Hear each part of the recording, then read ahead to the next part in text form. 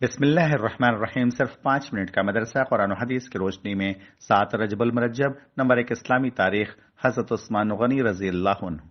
آپ کا نام عثمان، کنیت ابو عبداللہ اور والد کا نام عفان ہے۔ آپ رسول اللہ صلی اللہ علیہ وسلم کی پھوپھی ذات بہن کے بیٹے تھے اور حضور صلی اللہ علیہ وسلم سے 6 ماہ چھوٹے تھے۔ حضرت عثمان اسلام لانے والے چوتھے شخص ہیں۔ رسول اللہ صلی اللہ علیہ وسلم نے نبوت سے قبل اپنی بیٹی رقیہ کی شادی حضرت عثمان سے کر دی تھی۔ جب حضرت رقیہ کا انتقال ہو گیا تو حضور صلی اللہ علیہ وسلم نے اپنی دوسری بیٹی حضرت ام کلثوم کی شادی ان سے کر دی۔ اسی لیے حضرت عثمان کو ذو النورین کہا جاتا ہے۔ آپ نے حبشہ اور مدینہ دونوں کی ہجرت کی۔ جس طرح آپ صحابہ کرام میں بہت مالدار تھے، اسی طرح سب سے زیادہ سخی اور خدا کی راہ میں خرچ کرنے والے تھے۔ حضرت عمر کے انتقال کے بعد 1 محرم الحرام سن 24 ہجری کو صحابہ کرام نے آپس میں مشورہ کر کے حضرت عثمان کو خلیفہ منتخب کر لیا۔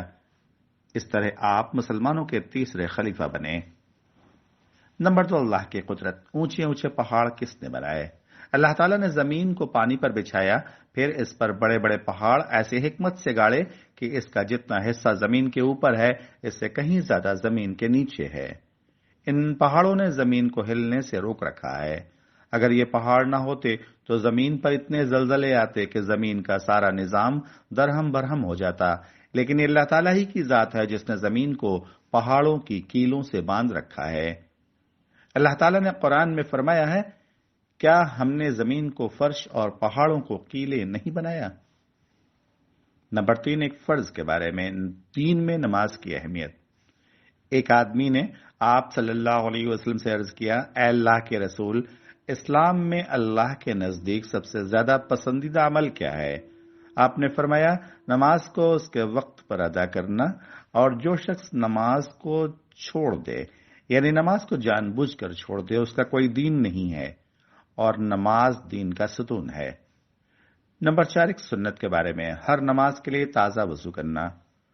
حضرت انس رضی اللہ عنہ بیان کرتے ہیں کہ آپ صلی اللہ علیہ وسلم کی عادت شریفہ تھی کہ باوضو ہونے کے باوجود ہر نماز کے لیے تازہ وضو فرماتے، اور ہم لوگ کئی نمازیں ایک ہی وضو سے پڑھتے تھے۔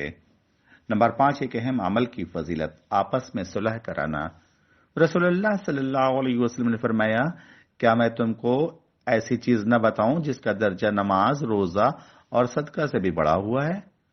صحابہ نے عرض کیا، اے اللہ کے رسول، ضرور بتائیے۔ آپ نے فرمایا، 2 آدمیوں کے درمیان صلح کرانا۔ اور آپس کا اختلاف تو دین کو تباہ و برباد کر دینے والی چیز ہے۔ نمبر 6، گناہ کے بارے میں، علم کو ذریعہ معاش بنانا۔ رسول اللہ صلی اللہ علیہ وسلم نے فرمایا، جس علم کے ذریعے اللہ کی خوشنودی اور رضامندی حاصل کی جاتی ہے، اگر کوئی آدمی ایسے مبارک علم کو صرف دنیا کا مال و متاع حاصل کرنے کی غرض سے سیکھے گا تو کل قیامت کے دن ایسا آدمی جنت کی خوشبو بھی نہیں سونگھ پائے گا۔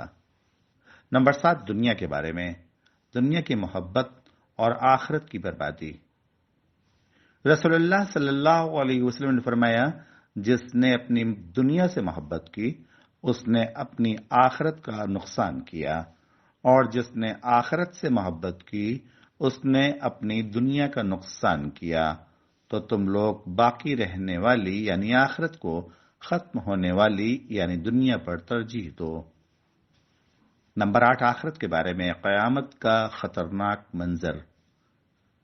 قرآن میں اللہ تعالیٰ فرماتا ہے، وہ دن قابل ذکر ہے جس دن سور پھونکا جائے گا تو زمین و آسمان میں جتنے ہیں سب گھبرا جائیں گے مگر جس کو اللہ چاہے، اور اللہ تعالیٰ کے سامنے سب عاجز بن کر حاضر ہوں گے، اور تم پہاڑوں کو دیکھ کر یہ خیال کرتے ہو کہ یہ جمے رہیں گے، حالانکہ وہ بادلوں کی طرح اڑتے پھریں گے۔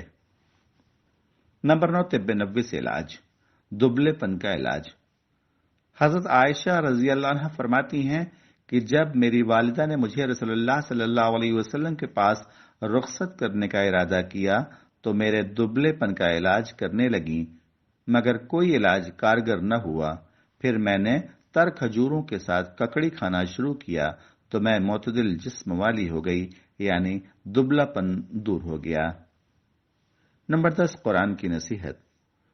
قرآن میں اللہ تعالیٰ فرماتا ہے اللہ تعالیٰ کے احکام کو ہنسی کھیل نہ بناؤ، اور اللہ تعالیٰ نے تم پر جو احسان کیا ہے ان کو یاد رکھو، اور اس نے تم پر کتاب اور عقل و حکمت کی باتیں اتاری تاکہ ان کے ذریعے تمہیں نصیحت فرمائے، اور اللہ سے ڈرتے رہو، یقین جانو اللہ تعالیٰ ہر چیز کو خوب جانتا ہے۔